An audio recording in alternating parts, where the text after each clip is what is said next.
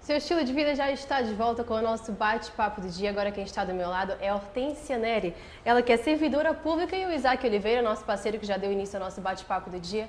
A Hortência, ela tem uma história super interessante para contar pra gente. É isso aí, ela é deficiente visual, mas quem disse que isso é um problema? Ela vai contar mais pra gente sobre a sua história. Tudo bem, Hortência? Tudo Bom dia. ótimo, bom dia. Bom dia. Hortência, a primeira pergunta que eu tenho a te fazer é: como foi a tua superação?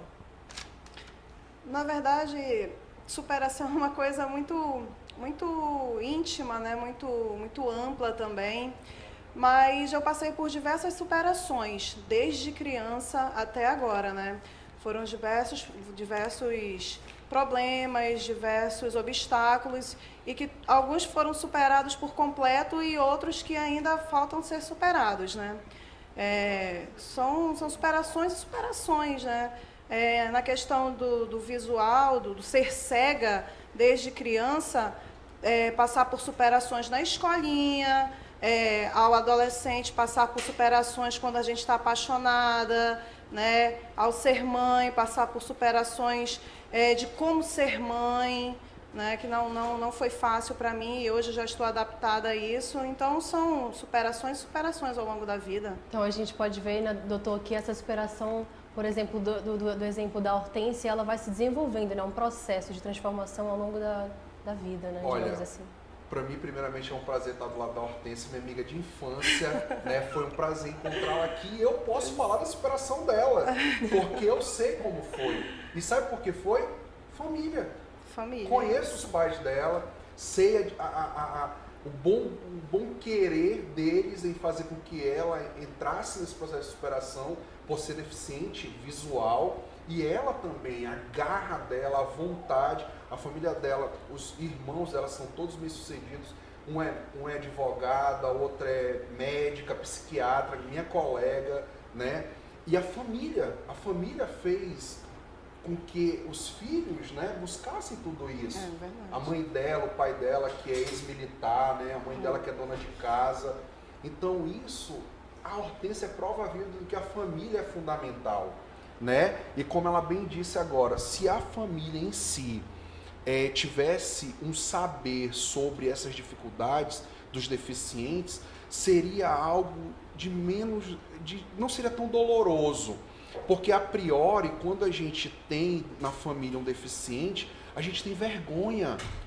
A gente tem medo de apresentar essa criança para a sociedade. Na nossa própria cultura existencial dada pelos indígenas, as crianças, quando nasciam deficientes, infelizmente elas eram mortas. Por quê? Porque na cultura indígena, a criança que é deficiente, ela não tem força para ser um guerreiro, ela não tem força para ser uma mulher, ela não é bela para ser uma mulher para o guerreiro. Então, olha só, isso advém da cultura. E hoje nós temos que quebrar esse paradigma principal, que é cultural, formação de cultura, formação de identidade.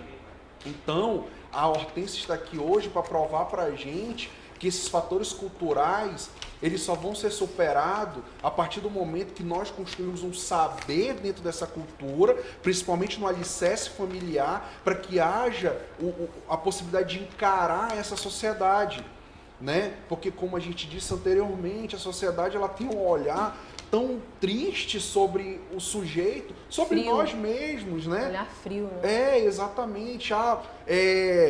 Dobra ali, tá vendo aquele careca? Dobra ali. É verdade. Né? E tá vendo aquele cego? Dobra ali. Meu Deus, o que é isso? Verdade. Né? A possibilidade da própria fala. Né? Essa é uma grande ignorância, penso eu. Ignorante é aquele sujeito que não sabe ler e escrever. Nunca. Ignorante é aquele sujeito que não sabe lidar com o ser humano. Com a diferença, né? Não sabe lidar com a diferença. E o que o Isaac está falando é verdade. A minha família foi o meu porto seguro, o meu ponto forte. Os meus pais, os meus irmãos, os meus amigos. Porque me faltam os meus olhos físicos. Mas eu tenho diversos olhos ao meu redor. os olhos dos meus amigos, os olhos da minha família, dos meus pais, né? E que chegam aos meus ouvidos as informações e que eu vou filtrar, né? E a minha família realmente foi meu porto seguro. A minha mãe me incentivando sempre, acordando cedo, não deixando, ela é cega, então ela não vai varrer a casa, então ela não vai lavar uma louça. Negativo. Ela sempre quis te tratar de uma forma igual. Igual aos meus irmãos. Isso foi importante para ti, Hortência? Importantíssimo. Assim? Se os meus pais tivessem me deixado em casa, presa, sem estudar, sem me deixar fazer os cursos, sem me deixar fazer esporte ou alguma coisa, eu estaria fazendo o que em casa? Estaria recebendo um benefício do governo, né? E estaria só. Não conheceria amigos, não conheceria pessoas, não conheceria amores, né? E o que eu digo para os pais, para os pais, para os avós, porque família não é só pai e mãe. Família são irmãos, são primos, são amigos próximos, são avós, são tios. Então, vocês incentivem suas crianças, seus deficientes, suas crianças que têm limitações, incentivem, não segurem em casa, não amarrem, desamarrem, né? Quebrem as correntes, quebrem as cadeias, deixem que elas se firam, deixem que elas se machuquem, deixem que elas chorem. Isso é importante. É importante elas isso faz parte. É através desse sofrer que nós crescemos, é através desse chorar que nós desenvolvemos a nossa psique. É muitas vezes a história da palmada, por exemplo, doutor, né? Os pais que não batem, a famosa palmadinha, né? Que muitas vezes é necessário na educação, né, doutor? Sem dúvida nenhuma. Muitas vezes os pais, esse exemplo que a Hortência deu, de prender as crianças em casa, colocarem correntes, muitas vezes não é nem a vergonha, é o medo do preconceito que a criança pode passar. É o medo do sofrimento. Os pais acham que a criança vai sofrer por essa sociedade que nós construímos de crueldade. A Hortência trouxe à tona, é uma grande verdade. Os pais têm que deixar essas crianças se ferirem para entenderem e cicatrizar por si só, para superar todo esse processo de angústia, de medo, de vontade de ser, porque independente das nossas limitações, nós queremos ser algo. Né? Então, se os pais primeiro entenderem que os seus filhos, independente da impossibilidade física que tenha, podem, sem dúvida nenhuma eles vão ser. Qualquer sujeito, independente de deficiência, se os pais forem super protetores, ele vai ficar ali dependente deles. Se os pais forem castradores, ele vai continuar sendo dependente deles.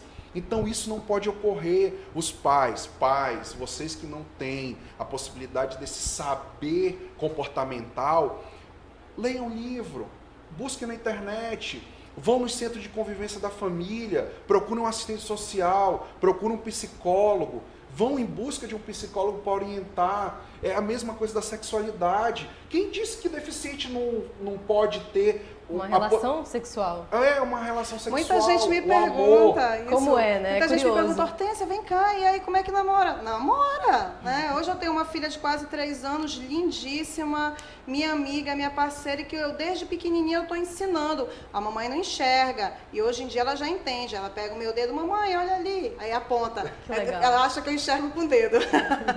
Mas é assim. Qual é o nome da sua filha? Clara Sofia. E eu estou tão feliz porque nesse processo de desenvolvimento, nesse processo de aprendizagem, o Isaac aqui do meu lado fez parte disso, entendeu? Quando nós éramos... Eu estou assim, impressionada que depois de tantos anos nós nos encontramos aqui, nesse programa. Porque nós, quando criança, brincamos juntos. E ele não tinha nenhum problema de brincar com uma cega. Tinha um problema? Nenhum. E a gente brincava, brigava, ia pra porrada.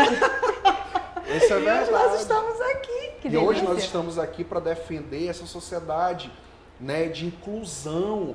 Nós temos que incluir qualquer ser humano. Se vocês perceberem, a minha fala vem à tona sempre trazendo que eu não tenho essa visão. Nós não devemos nós não devemos pensar nisso. Ah, é cego. Ah, não tem uma perna. Não, nós não devemos pensar. Nós devemos dizer: você pode. Você quer? Você pode. Ah, porque eu não tenho uma perna. Tá, tu não pode chutar com a perna que tu não tem, mas tu pode chutar com a outra perna. Tu tem um apoio da bengala e vamos lá. Tu quer brincar de bola? Tu vai brincar de bola, né? Tu quer brincar de correr? Tu vai correr. Só basta tu querer. E ao querer, o teu corpo, o teu cérebro vai fazer o processo de adaptação, né? E ao se adaptar, você vai realizar seus sonhos. É verdade, né? é verdade. Então é isso. Da agorinha, o Isaac, que é presidente da DEFA, estávamos conversando ali, ele tem filhos, aí ele até brincou. As pessoas ficam se perguntando como é que ele faz sexo. Porque ele está numa cadeira de roda, faz, porque ele se adaptou. O corpo, o organismo vai se adaptar, né? Por exemplo, tem um filme que eu vou falhar agora com vocês o nome, mas o sujeito nesse filme, ele tinha um cuidador, que o cuidador tinha que passar a mão na orelha dele e ele sentia prazer, e ele era paraplégico. Então, se você... Os Intocáveis, pronto, foi me dado a dica aqui.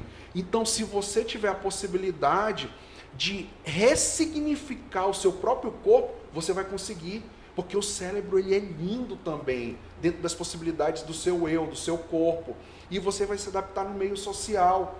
Então não tenham medo, famílias, crianças com deficiência, síndrome de Down e etc. O medo, ele tem duas possibilidades, de atacar ou de correr.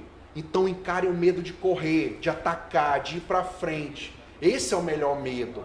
E o medo de correr também é bom, porque ele identifica que você está correndo risco de vida e tem que sobreviver, né? É verdade. E o medo, ele estagna a gente, né?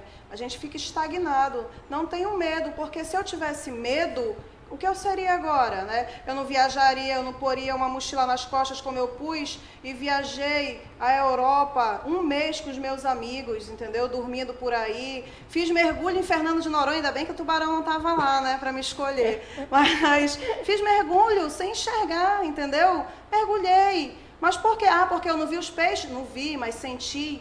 Os meus amigos na Europa andando comigo, eu não via a Europa. Mas eu sentia o gosto, eu sentia o cheiro, eu sentia o aroma, eu sentia as pessoas, entendeu?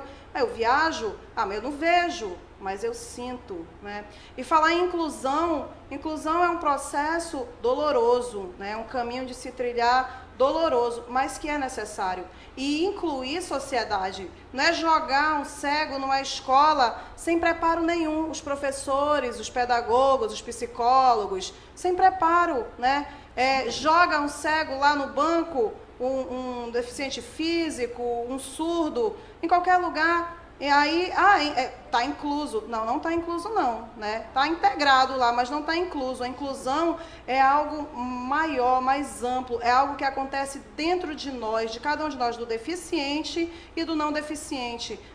É o sentir. A sociedade, ela precisa aceitar a diferença. Todos nós, mesmo não deficientes, nós somos diferentes. Somos diferentes de personalidade, de gosto, de estética. Tudo existe a diferença, né? Então, a inclusão não é só jogar um deficiente, alguém ali naquele lugar. Não, é preparar todos, né? A inclusão é conceitual, é dentro de nós. É psicológica, né? É psicológico. A gente vai fazer uma breve pausa. Isaac, eu vou agradecer a tua participação. A gente vai continuar conhecendo como é a história da Hortência. E você aí de casa não sai daí, eu tô aguardando a tua participação, viu?